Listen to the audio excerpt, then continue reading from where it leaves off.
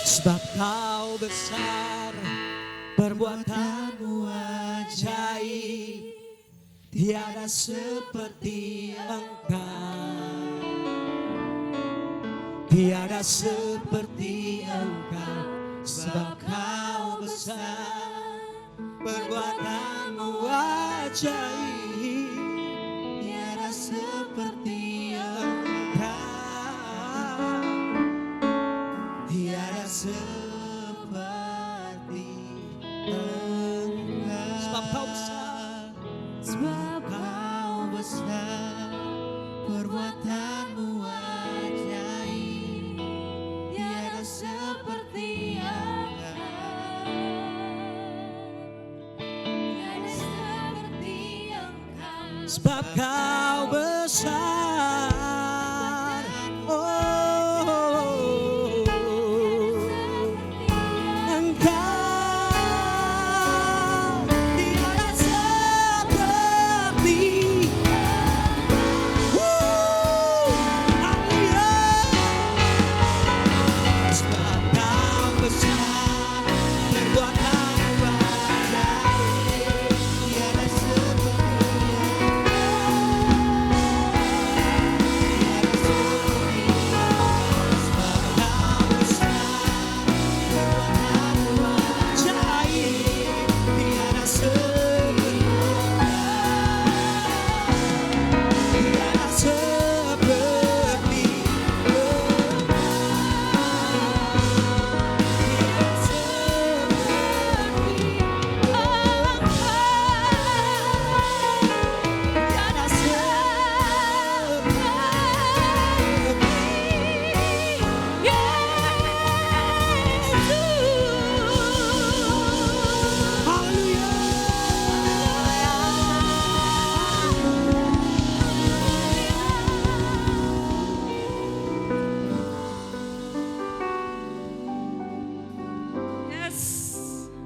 tiada seperti Engkau.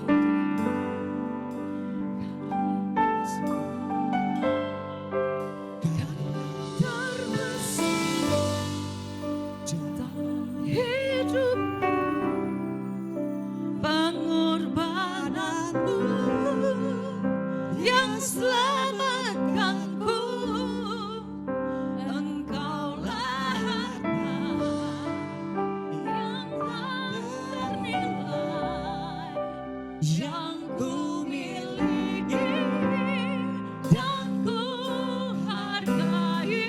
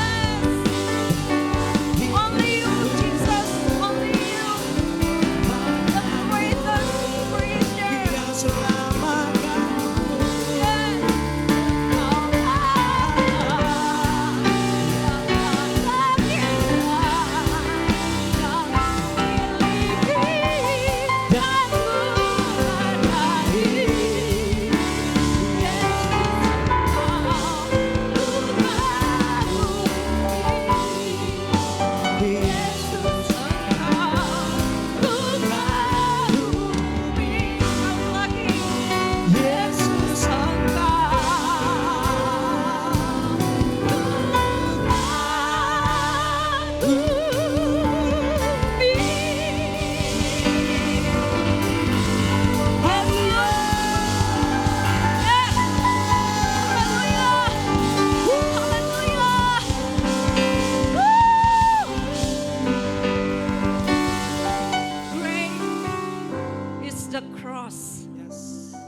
besar karyamu atas kami. Ini gerejamu, ini mempelai wanitamu. Kami cintakan Engkau karena Engkau lebih dulu cintakan kami Tuhan. Amin. Kami bersyukur. Tidak henti-hentinya hati kami mengucap syukur. Karena Engkau baik Tuhan. Anugerah-Mu besar. Kasih setiamu, pengorbananmu itu Tuhan. Bukti cintamu bagi kami. Enggak terukur. Yes. Tapi hari ini kami mau belajar. Walaupun sedikit Tuhan. Sebagian kecil Tuhan. Dari karya-Mu itu.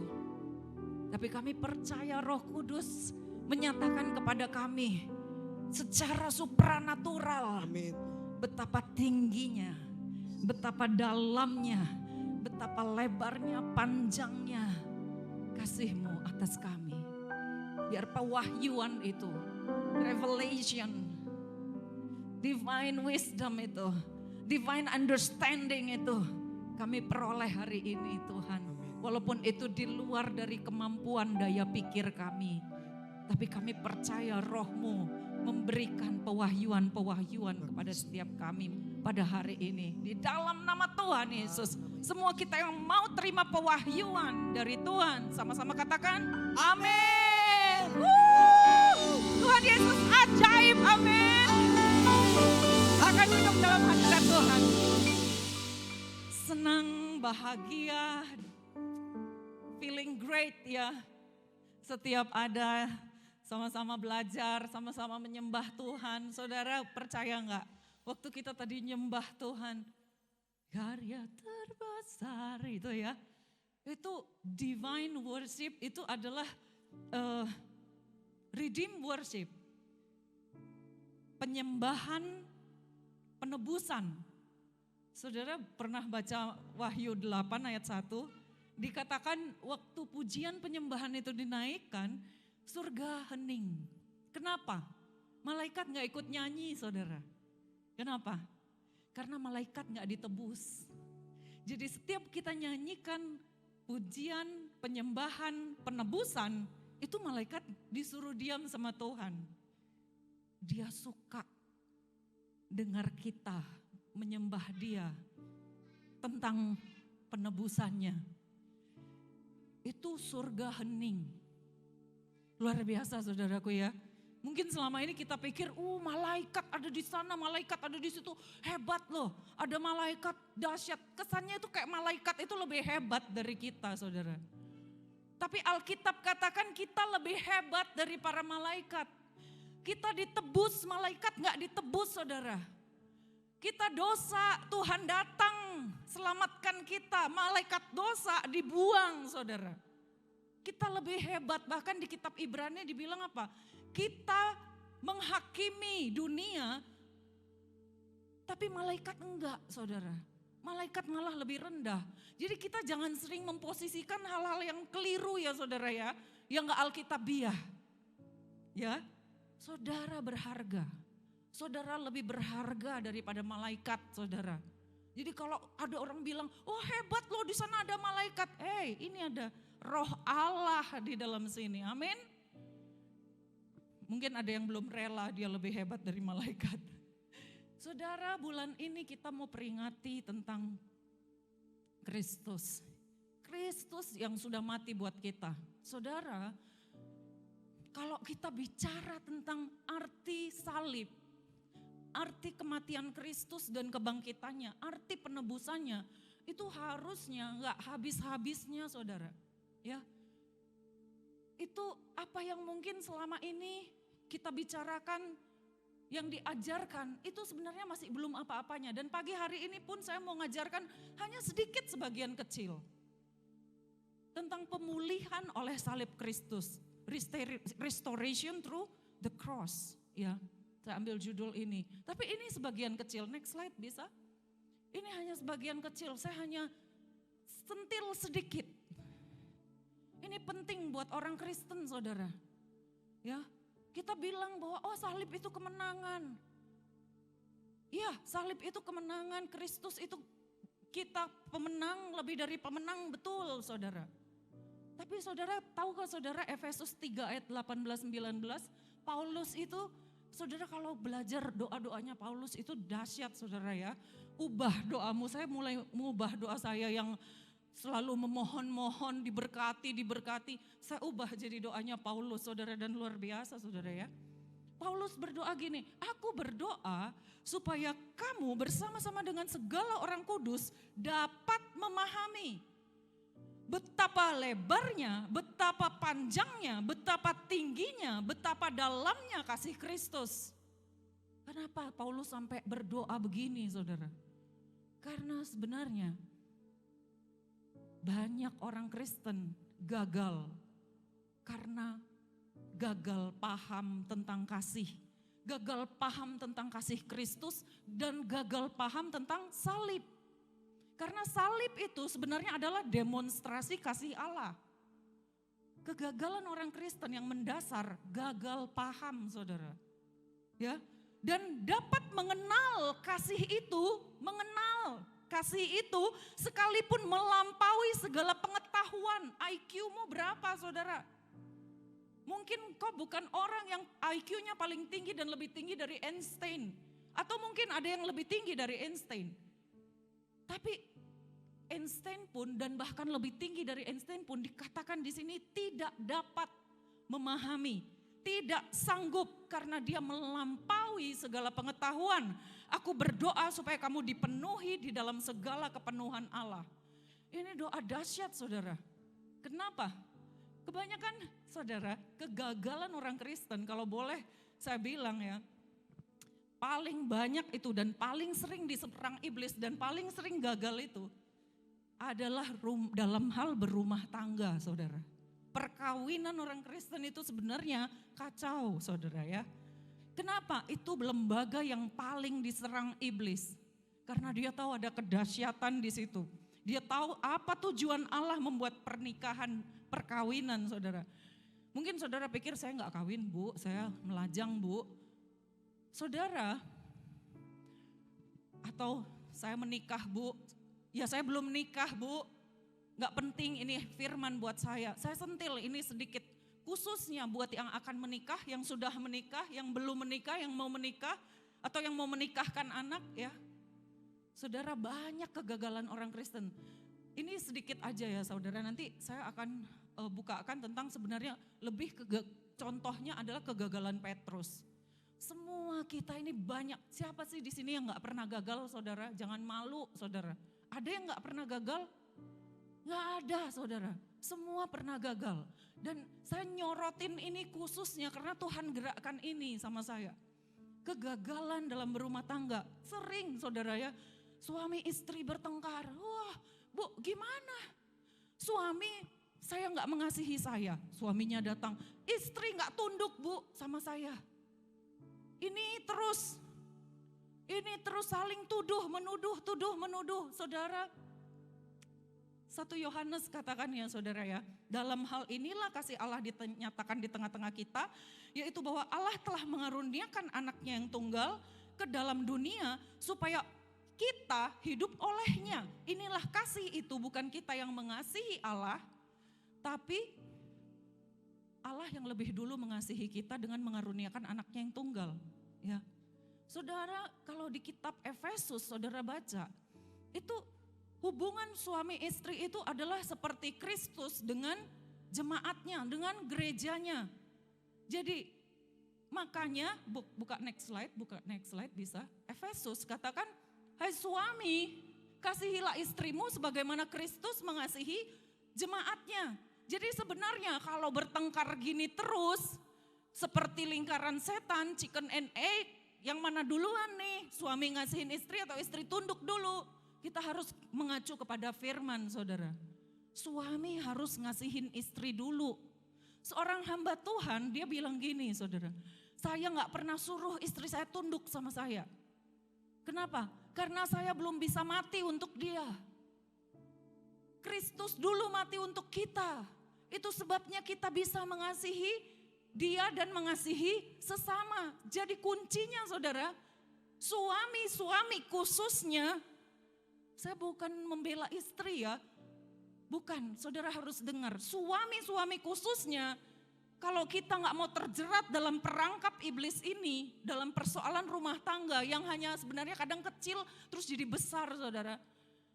Suami-suami, kasihi istrimu, belajar dari kasih Kristus, dari salib Tuhan. Belajar berdoa, istri-istri berdoa untuk suamimu, supaya dia mengerti betapa dalamnya, betapa lebarnya, betapa tingginya kasih Kristus. Kenapa? Kalau dia nggak punya kasih Kristus, dia nggak bisa memberikan kasih kepadamu. Kau nggak bisa berikan sesuatu yang kau nggak punya. Jadi istri-istri berdoa supaya suami bisa memahami betapa dalamnya, betapa lebarnya, betapa tingginya, betapa dahsyatnya. Walaupun di luar dari akal pikiran, tapi aku percaya Roh Kudus sanggup mewahyukan kasih Kristus kepada suamiku. Ketika dia mengasihi engkau, saudara, itu otomatis saudara bisa tunduk. Dia jadi juru selamatmu, saudara. Mana mungkin, Bu? Bisa. Roh Kudus mampukan. Saya dulu adalah seorang yang idealis ya, saudara ya. Saya masih muda, banyak pria datang ya, saudara. Dan saya mulai berpikir, saya nggak mau pacaran banyak lama-lama. Dan saya nggak mau punya pacar banyak. Ribet. Kuliah aja udah ribet, biaya hidup juga ribet. Pacar udahlah satu aja gitu. Saya bilang sama Tuhan, Tuhan ini gimana? Terus saya tiba-tiba baca ayat bahwa istri harus tunduk sama suami. Oke, saya bilang gimana caranya? Saya cari suami yang saya bisa tunduk sama dia. Terus saya pikir, oke, saya bisa tunduk sama orang yang lebih pintar dari saya. Saya pikir gitu. Waktu saya ketemu Pak Roy, nah ini dia. Lumayan ganteng gitu kan ya, menurut saya ya, menurut saya. Kalau ibu-ibu bilang, oh enggak kok Bu, ya itu menurut saya. Pintar, wawasannya luas, oke, saya suka, saya nikah sama dia. Saya jadi istrinya, saudara, tetap gak bisa tunduk. Mau dia lebih pintar dari saya tetap gak bisa tunduk. Sampai suatu hari, saudara, saya temukan ayat yang doanya Paulus. Saya tahu kuncinya supaya saya tunduk sama dia. Saya doa, saudara, supaya dia mengerti betapa dalamnya. Itu doa saya, saudara, waktu saya belajar firman. Waktu saya temukan betapa suami saya sangat mencintai saya. Dia jadi pelindung buat saya. Dia jadi penyedia buat saya. Dia pembela saya. Dia memperhatikan saya. Di situ saya tunduk, saudara. Istri-istri, perempuan-perempuan, calon-calon istri dengerin ya. Kalau engkau mau memulai sebuah hubungan, berdoa supaya dia ngerti kasih Kristus.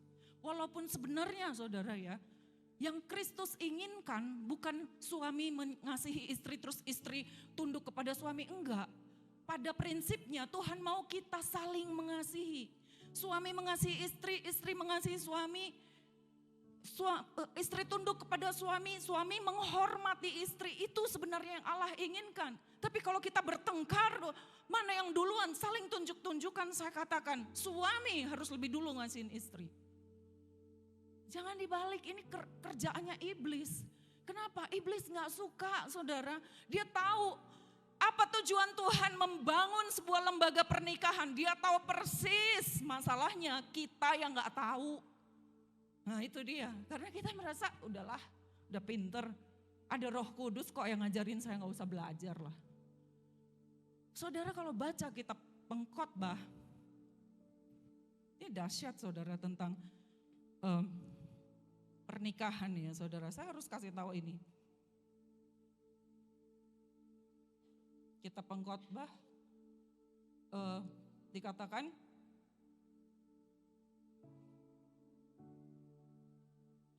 mana tadi ya? Ulangan 32 ayat 30. Buka sendiri saudara ya, enggak saya tampilkan di sini. Ulangan 32 ayat 30 dikatakan, bagaimana mungkin satu orang mengejar 1.000 orang dan 2 orang membuat lari 10.000 orang. Di pengkhotbah dikatakan 2 lebih baik daripada 1. Saudara, ini loh, ini dahsyatnya firman Tuhan, rahasianya Tuhan tentang pernikahan. Lembaga tertua yang Tuhan dirikan, yang pertama kali Tuhan dirikan adalah pernikahan. Dan tujuannya adalah tujuannya Tuhan. Iblis ya, dia tahu itu, jadi dia mau hancurkan. Karena dia tahu kalau anak Tuhan bersepakat 1 tambah 1 bukan 2 saudara. Tapi 1 tambah 1 sama dengan 10. 1.000 tambah 1.000 matematikanya Alkitab adalah 10.000. Bukan 1.000 tambah 1.000 jadi 2.000, tapi 10.000. Terus iblis mulai selewengkan arti dari pernikahan. Kenapa menikah? Hasil survei mengatakan paling tinggi orang mau menikah. Kenapa? Ingin bahagia. Saudara, tujuan Tuhan ciptakan pernikahan bukan supaya bahagia. Akhirnya kita semua menikah, selamat berbahagia, menikahlah. Kenyataannya ketika sudah menikah 1 tahun bahagia, 2 tahun udah bertengkar habis-habisan, saudara minta cerai. Kenapa? Karena dia mau bahagia. Kebahagiaan, kitab Ayub, kitab Amsal katakan berbahagialah orang yang ditegur Allah. Jadi kebahagiaan bukan kita dapat dari pasangan kita, tapi kebahagiaan dari teguran Allah, dari hikmat Allah, itu kebahagiaan kita. Sumber kebahagiaan kita Allah. Terus ngapain kita nikah, Bu? Kalau menurut firman Tuhan, kita menikah dari sejak kitab Kejadian katakan, kitab Kejadian 1 ayat 27, beranak cuculah, bertambah banyaklah, procreation saudara. Kalau aku mandul gimana? Suamiku mandul terus ngapain kami nikah? Ngapain pernikahan ini dipertahankan? Saudara keliru mengartikannya. Beranak cucu bertambah banyak, saudara lihat Maleakhi pasal 2 ayat 15. Bukankah Allah yang esa menjadikan mereka daging dan roh, dan apakah yang dikehendaki kesatuan itu? Keturunan yang ilahi. Maksudnya pernikahan bertujuan untuk melahirkan keturunan yang ilahi. Bukan hanya secara biologis, kalau ada biologis bagus puji Tuhan. Tapi keturunan-keturunan rohani itu yang Tuhan mau. Ketika kita sepakat sama pasangan kita, 1 tambah 1 bukan menjadi 2 anak, tapi 1 tambah 1 menjadi 10 anak rohani. Yang kita bimbing, kita didik dalam menjadi keturunan yang ilahi. Lahirkan anak-anak rohanimu. Saya boleh saksikan, saya ditambah Pak Roy bukan hanya anak 2 itu. Tapi saya ditambah Pak Roy, ini anak-anak rohani saya. Dahsyat kan? Itu tujuan Allah kita menikah. Tujuan Allah mendirikan pernikahan. Penuhi bumi dengan keturunan yang ilahi. Kuasai bumi dengan keturunan yang ilahi. Tapi gereja hari-hari ini bicaranya tentang apa saudara? Oh akhir zaman, nanti kita ketemu sama Tuhan Yesus. Nggak salah saudara, nggak salah mikirin akhir zaman. Tapi yang Allah suruh tugas kita, kuasai bumi. Lahirkan keturunan yang ilahi. Anak-anak rohanimu harus ada. Itu tujuan Tuhan, bukan bahagia. Kalau kau mau bahagia saudara, contoh saya kasih ilustrasi paling mudah adalah ketika engkau minum segelas Coca-Cola. Enak kan? Bahagia minum Coca-Cola. Sedot, sedot, sedot. Habis. Sudah habis, mau bahagia lagi cari gelas Coca-Cola lain, isi Coca-Cola yang lain, sedot lagi. Seperti itu saudara, kalau engkau mau bahagia karena pasanganmu, kau akan sedot dia habis-habisan. Ayo bahagiakan aku, lengkapi aku. Habis dia saudara, karena dia manusia biasa. Gak kuat. Sampai dia udah mengering, terus kau cari perempuan lain, cari laki-laki lain yang bisa membahagiakanmu. Keliru saudara. Pernikahan tujuannya kesepakatan 2 orang. 1 tambah 1 jadi 10. 1000 tambah 1000 jadi 10.000 dan iblis tahu ini. Dia gak mau. Saudara mungkin bilang, Bu, gimana caranya membahagiakan istriku? Susah banget. Orang yang paling sulit dibahagiakan adalah wanita. Betul saudara. Bahasa cintanya perempuan itu 1001. Tapi saudara, percayalah firman Tuhan bilang, yang Tuhan maksudkan bukan kasih yang agape, bukan kasih yang eros, bukan kasih yang filia, bukan kasih yang storge, tapi kasih yang agape. Itu berasal hanya dari Tuhan. Sebab Allah adalah kasih, Allah adalah agape, Allah bukan eros, Allah bukan filia, bukan storge. Kalau saudara lihat keluar sana banyak kasih saudara. Terus bedanya apa? Kasih di luar sana mereka lebih mengasihi daripada orang Kristen. Orang Kristen banyak tega. Beda saudara, kasih yang Allah maksud nih kasih agape. Dan saudara hanya bisa dapatkan dari kuasa Roh Kudus yang memberi pewahyuan kepada saudara. Kalau saya saat teduh saudara, saya cuma minta Tuhan hari ini aku mau mengasihi sesamaku. Tapi aku mau kenal kasih Allah setiap hari. Singkapkan lagi hari ini sesuatu yang baru tentang kasih-Mu. Betapa dalamnya, betapa tingginya, betapa lebarnya, betapa luasnya. Itu saya nangis saudara. Kenapa? Roh Kudus kasih pewahyuan. Mendengar dan mengerti firman. Itu penting saudara. Ya, jangan hanya mendengar tapi tuli. Jadi waktu ngerti betapa besarnya, betapa dalamnya, betapa tingginya kasih Allah. Saya bisa keluar kamar, hari itu sepanjang hari siapapun yang nyakitin saya tetap bisa ngasihin. Kegagalan orang Kristen, gagal paham tentang kasih Allah, gagal paham tentang salib, tentang Kristus. Bapak-bapak doakan, aku sanggup kasihi istriku, aku sanggup cintai dia dengan kasih Allah. Tuhan aku berdoa, biar aku mengerti dan memahami betapa dalamnya, betapa lebarnya, betapa tingginya, betapa dahsyatnya kasih-Mu supaya aku bisa berikan kepada istriku. Istri juga doa begitu, doa untuk suamimu. Waktu saya doa begitu saudara, entah kenapa saya bisa sadar apapun yang Pak Roy lakukan itu karena tanda kasihnya. Kalau dulu apapun yang dia lakukan rasanya kayak ini gak beres deh gitu. Rasanya kayak jengkel terus. Tapi waktu saya doa itu, saya kayak dibukakan Tuhan nih loh. Suamimu sayang sama kamu. Suamimu sediakan juru selamat buat kamu. Bayangin saudara. Kadang-kadang Tuhan itu singkapkan sama saya. Suamimu itu juru selamat buat kamu. Dia menyediakan. Dia Bapa, dia Jehovah Jireh buat kamu. Itu yang bikin saya bisa tunduk sama dia. Walaupun kadang-kadang kumat ya saudara ya. Kalau udah kumat saya datang doa sama Tuhan, fokus lagi sama Tuhan. Biasa itu. Kita harus sadar kita ini sering gagal saudara. Enggak terus sekali belajar sukses terus. Salah satu contoh saya buka ya hari ini tentang Petrus. Mungkin kalau saya ceritakan tentang kegagalannya Petrus, saudara pikir ya ini mirip sama istri saya nih. Ini kayak suami saya, kayak kenal deh. Jangan terus saudara ngelihat sebelah kanan kayak kenal ya gitu.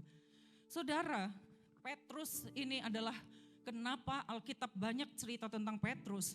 Karena Petrus ini mirip banget sama saya dan saudara. Amin, bilang amin dulu dong. Kalau enggak, kalau saudara enggak ngaku, ngapain saya ngajarin, ya kan?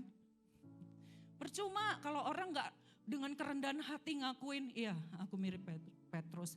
Petrus itu seorang yang meledak-meledak. Wah, mengandalkan cintanya kepada Tuhan. Tampil gagah perkasa di depan. Habis itu ketika datang keadaan yang mencekam, dia mulai ciut. Mulai takut mundur, menyangkali.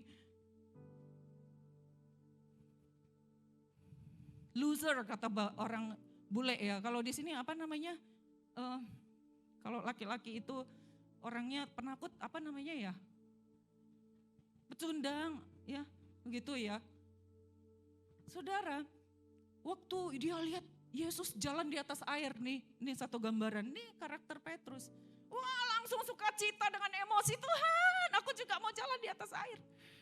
Nggak mikir, orang yang ngomong tanpa mikir itu Petrus. Yang paling sering gagal itu Petrus, saudara. Jadi saudara jangan berpikir bahwa aku ini siapa sih? Cuman serpihan rengginang di dalam kaleng kongguan gitu ya saudara ya. Atau serpihan rempeyek di dalam kaleng monde ya saudara ya. Itu ibu-ibu itu kerjaannya itu ya. Menipu anak. Kaleng monde ternyata di dalam rengginang saudara. Kaleng kongguan di dalamnya peyek. Terus anaknya disuruh jujur. Padahal dia sendiri nipu saudara ya. Bercanda. Enggak saudara. Tapi lihat ini, nggak apa-apa sih, isi aja kaleng rengginang, kaleng kongguan ya nggak apa-apa, jangan jadi tertuduh saudara. Ya daripada dibuang sayang kan saudara ya. Simon, jadi ceritanya gini saudara. Di kitab Lukas 22 ini waktu mereka sedang makan perjamuan terakhir dengan Yesus malamnya. Terus mereka beribut, ini murid-murid kalau saudara lihat ya nanti ya Lukas 22. Ribut murid-murid memperkarakan siapa yang paling hebat di dalam kerajaan surga. Saudara kalau kita baca di Lukas 22 kita nggak tahu ributnya, biang keributannya siapa, ya kan? Tapi kalau kita lihat jawaban Tuhan Yesus, dia katakan Simon, Simon. Artinya biang keributannya adalah Simon, ya. Ngerti ya saudara? Petrus, biang kerok. Iblis telah menuntut untuk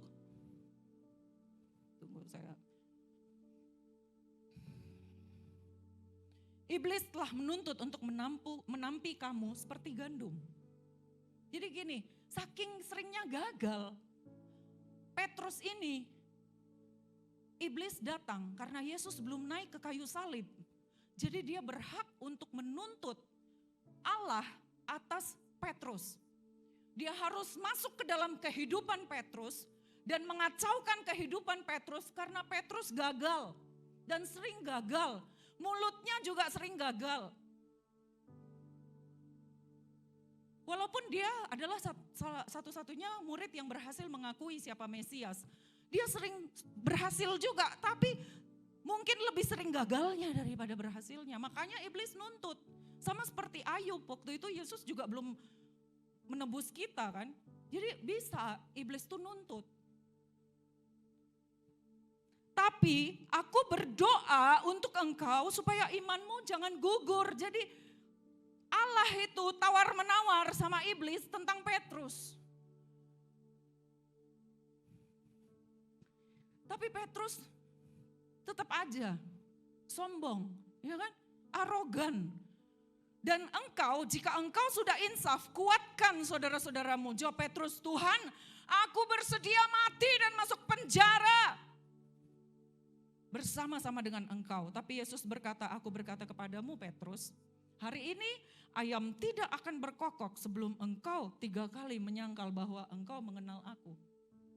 Saudara, kegagalan Petrus yang paling terkenal adalah penyangkalan. Penyangkalannya atas Yesus. Mungkin saudara pikir, biasa bu, nyangkal doang kok, masa sedosa itukah, sesakit itukah penyangkalan gitu kan ya. Saya mau tanya, Pak Mangasa dengan Ibu Filia, misalnya nih ya, sepasang suami istri. Pak Mangasanya sedang ada reuni SMA, bawa Ibu Filia. Reuni, terus ketemu sama teman-teman SMA dong, waktu masih muda-muda, terus ada cewek juga teman sekelas dulu yang topnya di kelas, paling cantiknya di kelas. Mangasa ketemu lagi ya. Apa kabar? Ngomong-ngomong, itu yang sebelahmu siapa ya? Terus Pak Mangasa bilang, gak tahu. Ibu Filia kan ya, gak tahu. Oh pembantu yang ngurusin anak-anak. Sakit gak bu? Saya mau tanya. Penyangkalannya itu kayak gitu loh saudara. Atau sebaliknya Bu Filia lagi ketemu sama teman-teman cewek-cewek, ya terus ada cowok di sana nanya, Filia dulu pernah naksir gitu kan ya. Gimana kabarnya Cin gitu kan. Terus siapa tuh cowok? Nggak tahu, supir. Sakit nggak Pak? Penyangkalan itu sakit saudara. Itu kegagalan. Itu kegagalan Petrus yang terbesar saudara. Ibu kalau sampai Pak Mangasa begitu, Ibu segera telepon Ketua WBI sedunia Bu. Kami akan bantu Ibu. Enggak ya Bu, Pak Mangasa enggak gitu. Baik, Pak Mangasa baik. Pasti dia akuin istrinya ya kan. Tapi Simon Petrus tuh gitu saudara. Next slide. Ini adalah gambar yang sebelum kita masuk lebih dalam ke penyangkalan, kita lihat dulu Yesus. Pribadinya Yesus. Waktu Yesus di Taman Getsemani, dia tahu dia akan disiksa, dia akan disalibkan, dia akan ditangkap. Tapi dia maju saudara. Dan waktu serdadu, nih ada gambarnya. Ini kenapa saya tampilin nih gambaran yang paling di internet yang paling cocok saya lihat ya untuk menampilkannya. Ini serdadu-serdadu Romawi saudara. Bukan tentara yang lembek ya saudara ya. Serdadu Romawi itu saudara, kalau nonton gladiator tuh gede ya badannya ya. Tinggi besar, berotot. Saya pernah ke Vietnam tuh saudara ya. Saya masuk ke sana, polisinya kecil saudara. Pakai baju juga, baju seragam mereka agak kebesaran. Mungkin karena mereka Perang Dunia Kedua kan ya, jadi mereka masih begitu kondisinya gitu. Badannya kecil-kecil. Bukan begitu, pasukan Romawi ini dari dulu yang terlatih, yang terunggul di dunia. Dan mereka besar-besar kayak gladiator gitu saudara. Waktu mereka datang ke taman itu dan Yesus tanya, siapa yang kamu cari? Mereka jawab apa? Yesus dari Nazaret. Yesus jawab apa? I am. Akulah dia. Mereka rubuh semuanya ke tanah. Bayangin saudara, orang sekekar-kekar itu rubuh ke tanah. Hanya gara-gara Tuhan jawab, I am. Kenapa saudara? Alkitab sering punya kode-kode tertentu saudara ya. Dan kodenya itu bukan kode terus yang rahasia gimana, enggak. Tapi I am. Akulah dia. Kalau saudara baca di kitab Keluaran 2 atau Keluaran 3 ya. Itu Allah sendiri mengakui dirinya. I am who I am. Aku adalah aku. Dia 2 kali bilang sama Musa. Aku adalah aku. Namaku adalah aku. Ini sebuah pengakuan Yesus bahwa dia adalah Allah. Itu hadiratnya saudara, rebah semuanya KKR sejenak. Dia 2 kali juga ngakuin, sama seperti di Keluaran ketika dia ngakuin kepada Musa, I am who I am. Dia ngakuin siapa dia, identitasnya dia adalah seorang Allah, bukan seorang. Dia adalah Allah sendiri. Walaupun dia tahu dia habis ini, dia pasti disiksa, dihukum, disalibkan, keadaan begitu mencekam saudara. Tapi dia tetap pada identitasnya, aku adalah aku. Saudara ketika keadaan menghimpitmu, mungkin orang Kristen, itu orang Kristen loh. Apakah saudara tetap pada identitas saudara?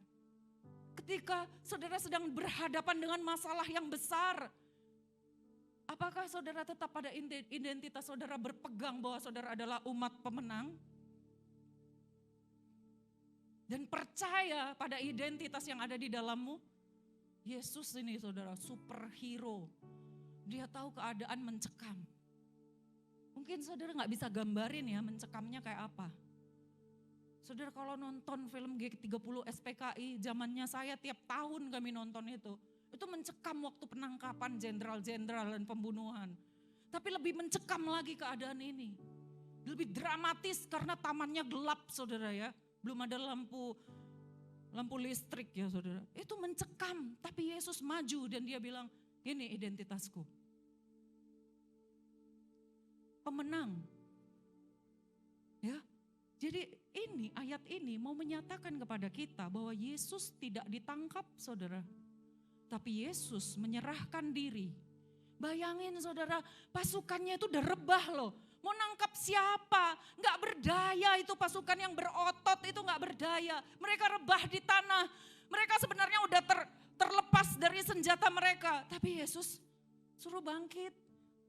Menyerahkan diri, saudara, ini namanya menyerahkan diri, bukan ditangkap. Walaupun di Alkitab dikatakan ditangkap, tapi hal ini, perikop ini memberi arti bahwa Yesus tidak ditangkap, tapi dia menyerahkan diri. Karena dia mau, dia mengasihi kita semua. Dia serahkan dirinya, nyawanya untuk kita. Dia cinta kita, karena cintanya dia menyerahkan diri, saudara.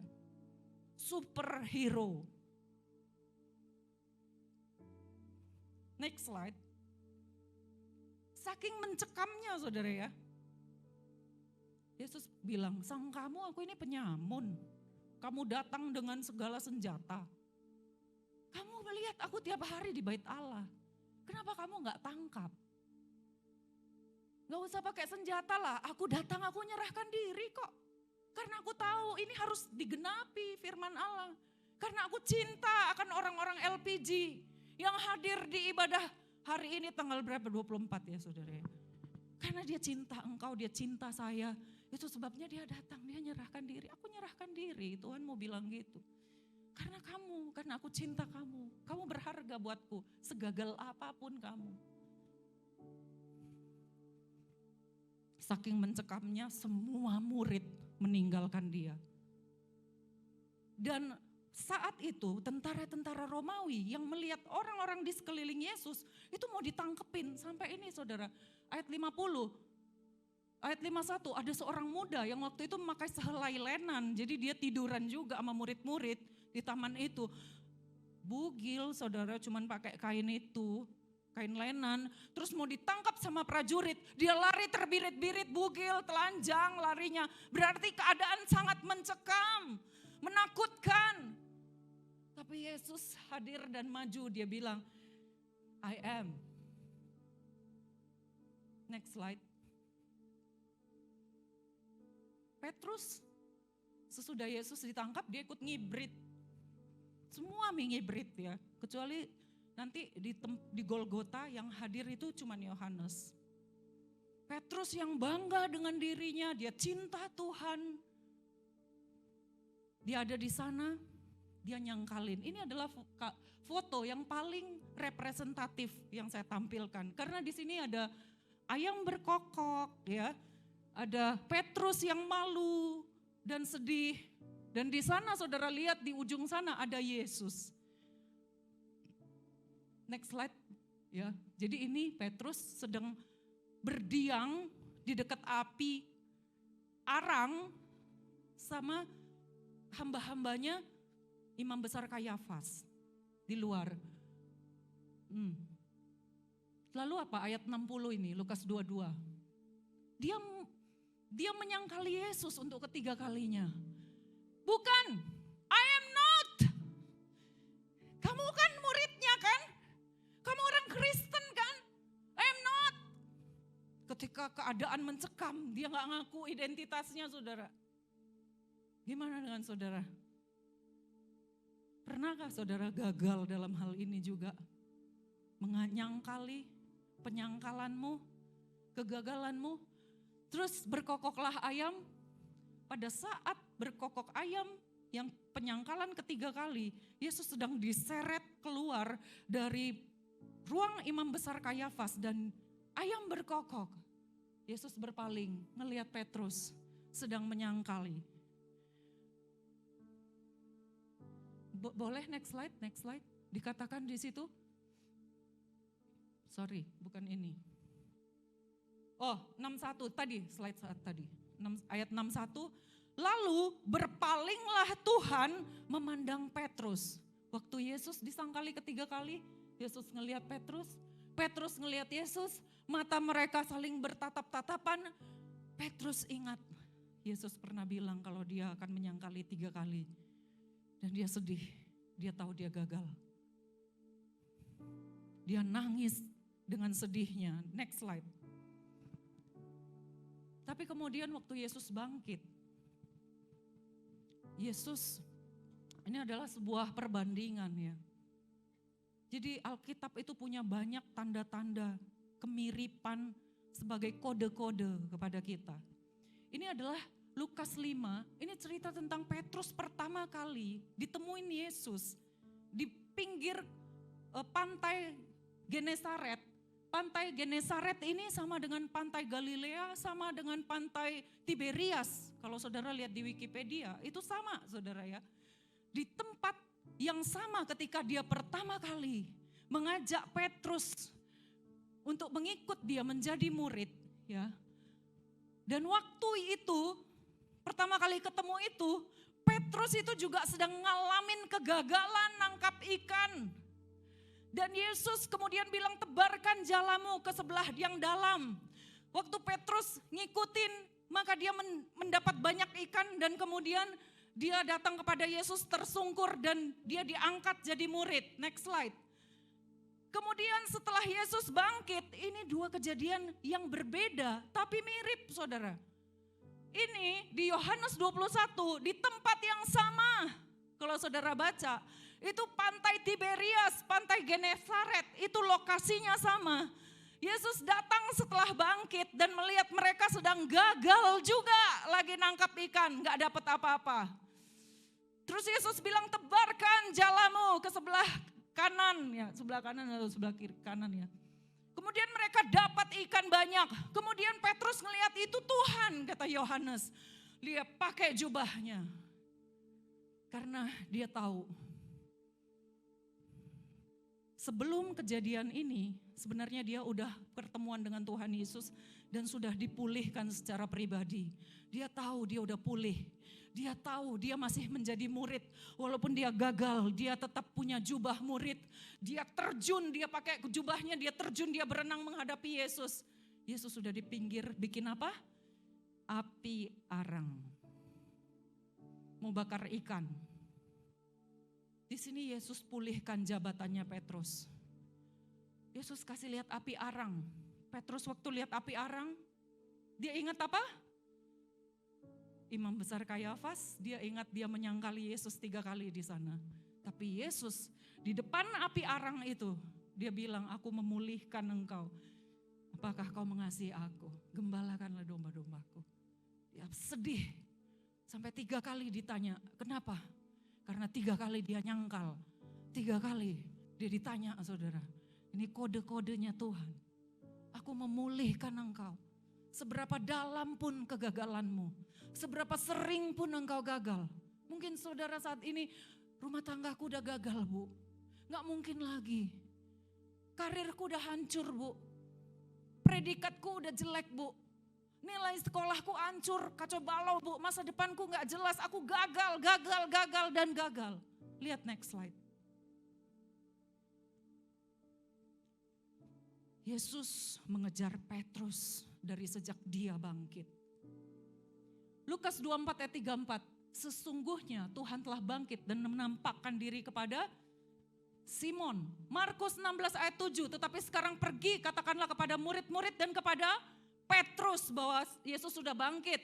1 Korintus 15 ayat 5, Paulus berkata apa? Yesus telah menampakkan diri kepada Kefas. Kefas ini nama Petrus dari bahasa Aram. Jadi Yesus sejak dia bangkit, dia kejar Petrus. Dia tahu Petrus sedang down, Petrus sedang ngalamin kegagalan dan kesedihan, depresi dan frustasi dengan dirinya sendiri. Yesus kejar, zoom in. Tadi saya di ibadah 1 salah nyebut zoom out ya, saking bernapsunya saudara. Dia zoom in. Zoom in itu gini saudara, ketika kita sedang foto bareng ya, kemudian kita lihat fotonya, terus pasti kita mau ngelihat diri kita, kita zoom in gitu, digedein. Itu zoom in. Dia kejar Petrus. Kita kalau ngelihat foto kita, oh kok gendut, ganti dong. Harus kurus, harus langsing. Foto lagi. Sampai langsing gitu kan. Itu zoom in saudara. Itu yang Yesus lakukan sama Petrus. Dia kejar. Bukan mau menghukum, tapi mau memulihkan. Dan sudah terjadi pemulihan pribadi antara Yesus dengan Petrus sebelumnya. Baru kemudian pemulihan di pantai Genesaret terjadi. Next slide. Itu sebabnya waktu Petrus ngelihat Yesus di pantai itu, dia pakai jubahnya, dia berenang. Harusnya kan dia buka jubah dong mau berenang, basah jubahnya ya kan. Tapi dia tahu, aku udah pulih, jubahku boleh aku pakai lagi. Yesus yang angkat aku lagi kok jadi murid. Dia berenang dan Yesus pulihkan jabatannya sebagai gembala, sebagai batu karang. Ini next slide, ini terlalu lama nanti saya bisa diprotes karena kelamaan kita nginep di sini saudara ya. Next slide. Akhir hidup Petrus. Petrus ini seorang nelayan saudara di awal ya. Waktu dia jadi nelayan, dia nelayan yang gagal saudara. Waktu ditemukan Yesus, dia seorang nelayan yang gagal, gak bisa dapat ikan sehari-harian. Waktu dia jadi murid, dia juga gagal saudara, banyak banget kegagalannya. Waktu dia jadi rasul, dia juga gagal saudara. Karena apa? Dia pernah ada di dalam sebuah sidang pertemuan para rasul di Antioquia. Dia munafik di depan orang Yahudi, dia berlagak seperti orang Yahudi dan merendahkan orang non-Yahudi. Dan kemudian di hadapan orang non-Yahudi dia bergaya seperti orang non-Yahudi. Akhirnya Paulus gemas. Paulus terus kalau di Galatia 2 ayat 11-13 saudara lihat nanti ya, Paulus protes. Paulus bilang di hadapan semua rasul, ini kamu jangan munafik ya Petrus ya. Lihat Barnabas dengan Yakobus juga keikut-ikut munafik seperti kamu. Nggak boleh gitu. Kalau mereka udah terima Yesus lahir baru, kita harus perlakukan mereka yang sama. Kita bukan bawa adat Yahudi ke sini, jadi jangan munafik. Petrus kembali lagi saudara, nggak ingat identitas. Balik lagi, gagal lagi. Saudara ketika dia jadi martir, waktu dia nulis kitab, dia buta huruf saudara. Akhirnya ada Markus yang nulisin kitab buat dia, 1 Petrus, 2 Petrus. Waktu dia martir pun dia hampir gagal. Kalau saudara lihat ada sebuah cerita yang diceritakan lagi oleh para sejarawan gereja. Sebuah tulisan berjudul Quo Vadis Domines. Itu artinya Tuhan mau kemana? Kenapa? Karena itu cerita tentang Petrus di awal-awal gereja berdiri.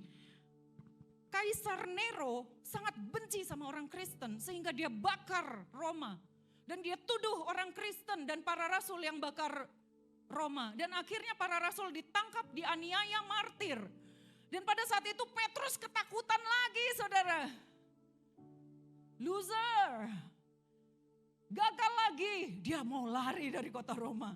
Dia keluar dari kota Roma, dia jalan. Waktu di tengah jalan dia lihat, ada penglihatan. Yesus pikul salib, berlawanan arah dengan dia. Terus dia bilang, Quo Vadis Domine, mau kemana Tuhan? Tuhan bilang, aku mau ke Roma. Aku mau disalibkan lagi, karena kau gak mau disalibkan. Di situ dia hancur hati karena dia ingat Yesus pernah bilang sama dia, kalau engkau mengasihi aku, gembalakanlah domba-dombaku. Dan kemudian di Yohanes 21 ayat 18 dikatakan, ketika engkau muda Petrus, engkau jalan kemanapun. Tapi ketika engkau tua, orang akan mengikat tanganmu dan kau akan diperlakukan tidak seperti yang kau ingini. Itu nubuatan Yesus tentang kematian Petrus. Waktu Petrus ingat itu dan Petrus ngelihat penglihatan Quo Vadis Domine, dia hancur hati. Dia balik ke Roma. Dia minta dia disalibkan, kepala terbalik saudara. Karena dia bilang aku gak layak. Seperti guruku yang luar biasa yang selalu memulihkan aku. Aku gak layak, aku orang yang selalu gagal. Dia akhirnya disalibkan dan dia bersuka cita. Ya mari para imam pemuji penyembah. Next slide terakhir.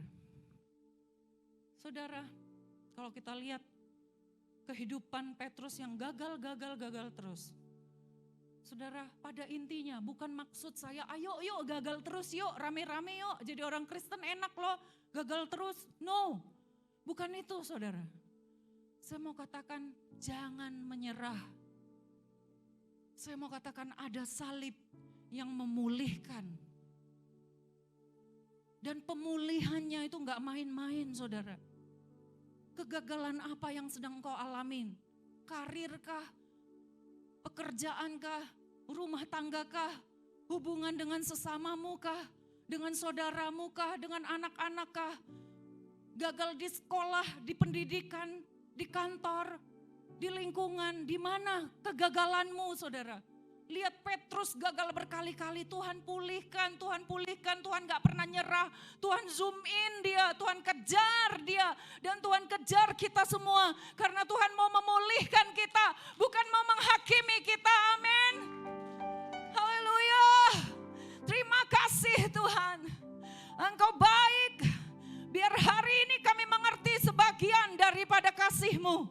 Dari salib-Mu, dari pemulihan-Mu Tuhan. Untuk memulihkan kami, siapapun kami hadir hari ini, siapapun kami yang dengarkan firman ini, pengajaran ini, siapapun kami dengan segala kegagalan kami datang, kami mau katakan kami gak mau nyerah sama kami sendiri, sama kami gak mau menyerah seperti juga Petrus, kami mau terus pada panggilan yang Engkau sediakan bagi kami mau terus pada penugasan yang Engkau telah tetapkan bagi kami. Kami mau terus ada dalam anugerah penebusan-Mu Tuhan. Kami gak mau menyerah. Karena kami tahu Tuhan juga gak pernah menyerah terhadap kami. Kami mau berdiri di atas identitas kami. Seperti Yesus, I am. Kami orang-orang yang Kau tebus. Kami gereja-Mu, kami mempelai-Mu. Kami tahu kami dikasihi. Kami tahu kami dicintai. Kami tahu kami lebih berharga dari para malaikat Tuhan. Kami berharga Tuhan, kami berharga. Terima kasih cinta-Mu dalam, besar, panjang, lebar, tinggi. Melebihi pengetahuan. Tapi Roh Kudus memampukan setiap kami Tuhan. Di dalam kelemahan kami tahu kami pemenang. Kami tahu identitas kami adalah salib Kristus. Kami tahu kami menang dan kami menang bersama dengan Kristus.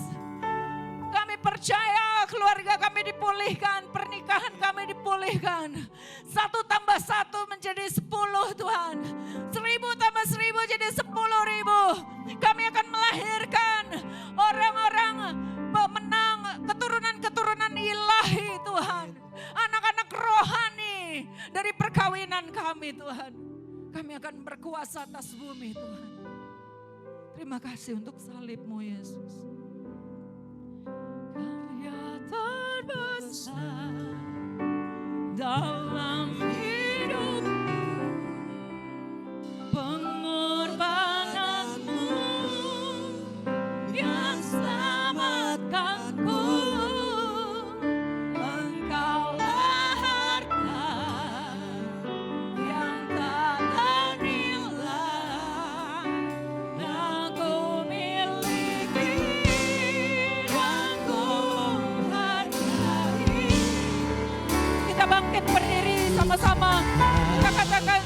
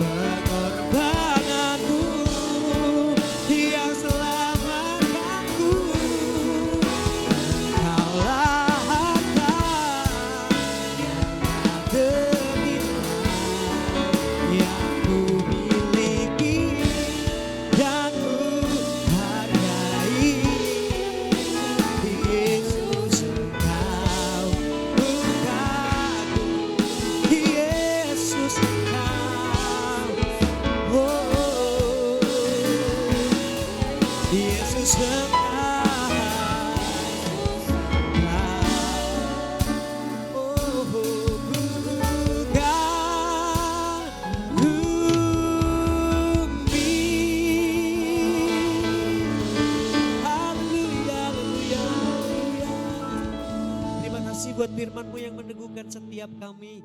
Terima kasih Tuhan buat Ibu Gembala kami, Tuhan Ibu Imelda yang menabur taburan firman hari ini. Kami angkat tangan kami biar Tuhan berkati melimpah-limpah kuliahnya, keluarga, rumah tangga, pekerjaan, usaha, semua Tuhan berkati Tuhan Ibu Gembala kami Bapa. Terima kasih Tuhan, terima kasih buat firman-Mu yang ditabur bagi setiap kami Bapa. Bahkan Tuhan sebentar kami akan memberikan persembahan yang kedua yang diperuntukkan untuk diakonia. Tuhan biarlah Tuhan persembahan diakonia ini Tuhan akan banyak membantu Tuhan ladang-ladang misi yang ada. Saudara-saudara kami yang ada Tuhan. Terima kasih berkati tangan-tangan yang memberikan. Dan Tuhan kembalikan berlipat-lipat kali ganda. Terima kasih Tuhan Yesus. Hanya dalam nama-Mu kami berdoa dan mengucap syukur. Haleluya, bersama-sama dengan keras katakan amin. Tepuk tangan sekali lagi buat Allah kita yang dahsyat saudara. Silakan duduk saudara, selamat memberi. Baik, sampai kita memberikan persembahan diakonia, mari kita saksikan informasi sepekan melalui LPG News. Bagi multimedia kami persilakan, Tuhan memberkati. Shalom, selamat hari Minggu saudara. Saatnya kita menyaksikan LPG News, info seputar LPG Ministry.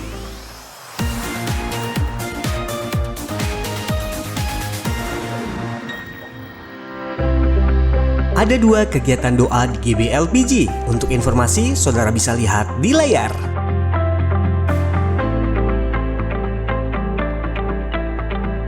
Informasi ibadah GBLPG. Ibadah pertama pukul 8 pagi disertai ibadah LPG Kids atau ibadah sekolah minggu. Ibadah kedua pukul 10 pagi disertai ibadah LPG Kids dan Junior Church. Dan ibadah yang ketiga adalah Sunday Worship. Itu adalah ibadah sore LPG Ministry pukul 16.30 atau setengah 5 sore setiap hari Minggu. Untuk informasi, saudara bisa menghubungi call center kami atau Bapak Beri Siahaya. Pelayanan pastoral, baptisan, pengurapan rumah, persemian dan pengurapan tempat usaha atau rumah, pelayanan sekolah, pelayanan diakonia, pernikahan, kedukaan, doa, dan pelepasan. Kami juga menghimbau Bapak Ibu Saudara untuk membuat KKJ, Kartu Keluarga Jemaat. Untuk informasi, saudara bisa menghubungi Bapak Bobby atau call center LPG Ministry. Ayo bantu kami untuk melayani saudara. Puji Tuhan, Bapak Ibu Saudara, GBLPG membuka kesempatan bagi Bapak Ibu Saudara yang mempunyai talenta di bidang imam musik, yaitu worship leader, pemusik, dan singer. Nah, Bapak Ibu Saudara, ayo daftar untuk bisa melayani bersama-sama dengan kami, pria dan wanita di semua umur. Oh iya, khusus buat Bapak Ibu Saudara yang bisa bermain drum dan piano. Untuk informasi, saudara bisa menghubungi Jerio atau call center kami. Ini juga info yang luar biasa. Kami juga membuka kesempatan bagi Bapak Ibu Saudara yang ingin melayani LPG Kids atau sekolah minggu atau Junior Church.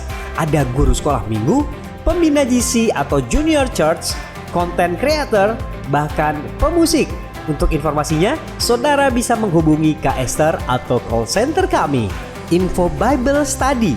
Bible Study diadakan setiap hari Sabtu 1 bulan 2 kali pukul 8 pagi hingga pukul 10 pagi. Khusus di bulan April, Bible Study akan mengadakannya di tanggal 6 dan 27 April. Untuk informasinya, saudara bisa menghubungi call center kami. Ayo bergabung mengenal Tuhan kita Yesus Kristus melalui firman-Nya. Dan Bapak Ibu Saudara, kami himbau Bapak Ibu Saudara bisa memfollow media sosial kami.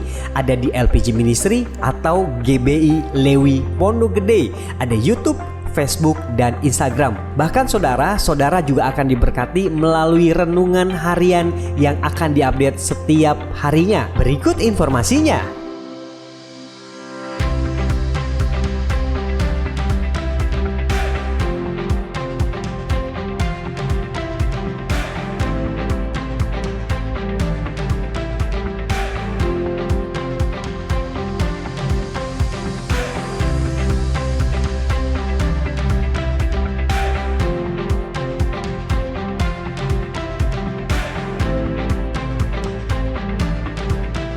Ini info yang sangat penting sekali buat kamu anak-anak muda. GBLPG juga ada komunitas atau ibadah anak-anak muda, yaitu Young Disciple of Jesus. Diadakan setiap hari Sabtu 2 kali dalam 1 bulan pukul 5 sore. Dan di hari Sabtu tanggal 30 Maret 2024, Young Disciple of Jesus mengadakan ibadah Padang Cibubur, Taman Wiladatika dengan biaya registrasi atau HTM 30.000 saja. Ayo segera ikut dan hubungi Kak Sarah. Oh iya teman-teman, yuk jangan lupa di follow Instagram Young Disciple of Jesus ya. Ada di @youngthejesus. Ayo follow. Saudara, kita juga mempunyai program OTA, yaitu Orang Tua Asuh. Untuk informasi detailnya, saudara bisa menghubungi call center LPG Ministry. Dan Bapak Ibu Saudara, kita juga mengajak Bapak Ibu Saudara untuk bersama-sama bergabung di KUL, yaitu Community of Love. Apa itu KUL? Saudara bisa menghubungi gembala-gembala KUL yang ada di setiap wilayah yang ada. Dan Bapak Ibu Saudara, ini info yang sangat penting. Tanggal 29 Maret 2009 di hari Jumat, kita mengadakan ibadah Jumat Agung. Pukul 10 pagi di tempat ini 1 kali ibadah saja. Dan ibadah Paskah kita akan lakukan di hari Minggunya, tanggal 31 Maret 2024. Pukul 10 pagi 1 kali ibadah saja. Sekali lagi, hanya 1 kali ibadah saja pukul 10 pagi. Ayo catat tanggalnya, ayo catat jamnya, dan datang beramai-ramai kita merayakan ibadah Jumat Agung dan ibadah Paskah. Demikian LPG News minggu ini. Tuhan Yesus memberkati.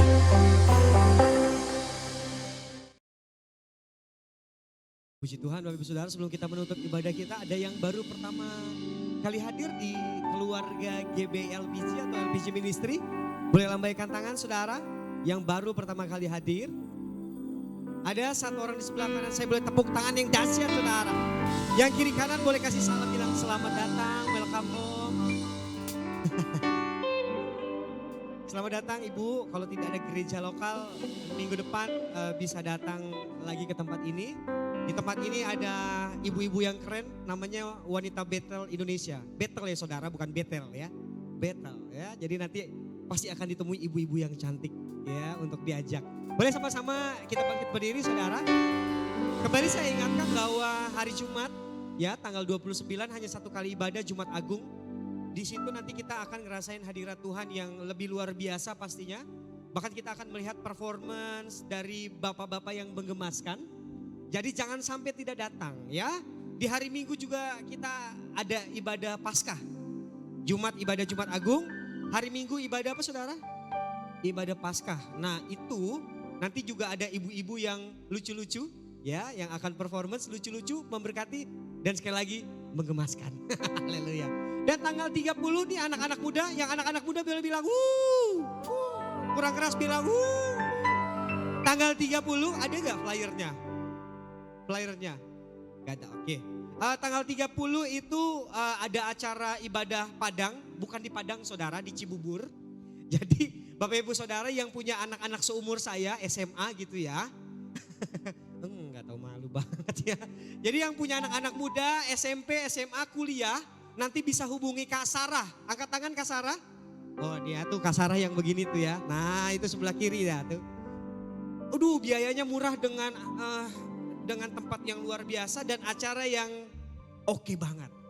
Pasti diberkati, pasti seru-seruan di situ dan gak ketinggalan. Di situ juga pasti ada Tuhan. Amin. Sekali lagi anak muda boleh tepuk tangan dulu.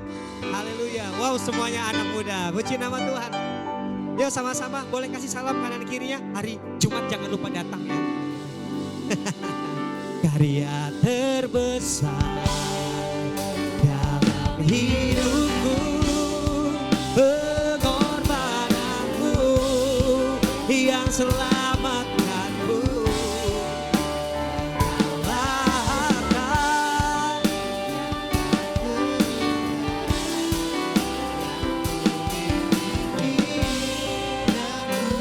Hargai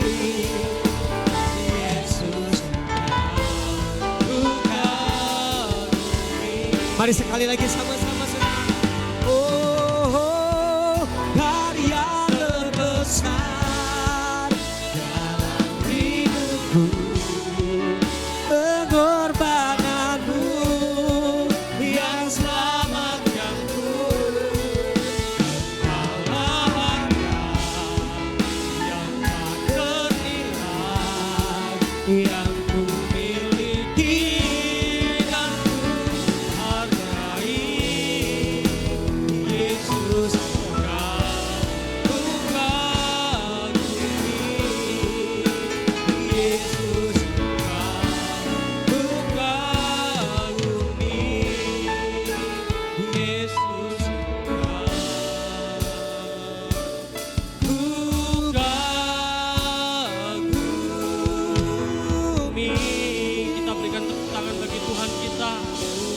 mengagung-agungkan Engkau. Karyamu dahsyat bagi kami Tuhan. Betapa besar cintamu bagi setiap kami. Ketika kami gagal, Engkau enggak pernah gagal untuk mencintai kami Tuhan. Engkau setia bagi setiap kami. Seberapapun jauhnya kami meninggalkan Engkau, Engkau enggak pernah membiarkan kami sendiri. Tetapi Engkau senantiasa Tuhan setia untuk menemukan setiap kami, memulihkan kami, memberkati kami, bahkan mengasihi kami Tuhan. Terima kasih untuk hamba-Mu, Ibu Gembala kami yang sudah menyampaikan setiap isi hati-Mu ya Tuhan. Kami berdoa terus berkati hamba-Mu, berikan Tuhan damai sejahtera, berikan Tuhan terus kuasa dan otoritas daripada Engkau di dalam setiap pelayanan yang Tuhan berikan. Amin. Percayakan bagi hamba-Mu. Terima kasih Tuhan, berkati bersama Bapak Gembala kami, Pastor Roy. Kedua putrinya Engkau berkati berlimpah-limpah. Usaha pekerjaan mereka Engkau berkati ya Bapak. Amin. Terima kasih, kami percaya pada pagi ini semua kami diberkati Tuhan. Yes. Semua kami dilawat Tuhan. Amin. Semua kami dipulihkan sama Tuhan. Kami mengalami Engkau pagi siang ini Tuhan. Dan kami percaya Engkau hadir karena Engkau mengasihi setiap kami Tuhan. Berkati semua kami umat-Mu yang hadir Tuhan. Berkati sepanjang minggu dan hari-hari ke depan kami. Kami mau serahkan kepada Engkau. Engkau yang memberkati pekerjaan kami. Engkau yang memberkati usaha. Engkau memberkati rumah tangga. Bahkan untuk setiap pendidikan, kesehatan, setiap kami Engkau berkati berlimpah-limpah Tuhan. Bahkan ketika kami sudah memberikan yang terbaik dalam setiap persembahan kami. Bapak Engkau berkati setiap tangan-tangan umat-Mu yang sudah memberikan. Biarlah Tuhan setiap taburan ini akan terus berlipat ganda Engkau memberkati kami. Terima kasih Bapak, terima kasih. Kami bersyukur dan saat ini Tuhan kami akan tinggalkan tempat ini kembali ke dalam rumah tangga kami masing-masing. Saat ini kami mau angkat tangan kami di hadapan-Mu. Dan kami arahkan hati kami, pikiran kami, mata kami tertuju kepada Engkau ya Allah. Saat ini Bapak Ibu Saudara, mari pulanglah, terimalah berkat damai sejahtera dari Bapa kita di surga. Kasih yang sempurna dari Tuhan kita Yesus Kristus. Penyertaan dan pertolongan Roh Kudus akan menyertai saudara dan saya. Mulai saat ini sampai Maranatha, Tuhan menjemput kita di awan-awan permai. Masuk dalam kehidupan yang kekal untuk selama-lamanya. Dan setiap kita yang menerima berkat Tuhan bersama-sama katakan Amin. Amin. Happy Sunday. God bless you semua. Thank you. Selamat hari Minggu, sampai ketemu di ibadah Jumat Agung hari Jumat jam 10 pagi di tempat ini. Haleluya.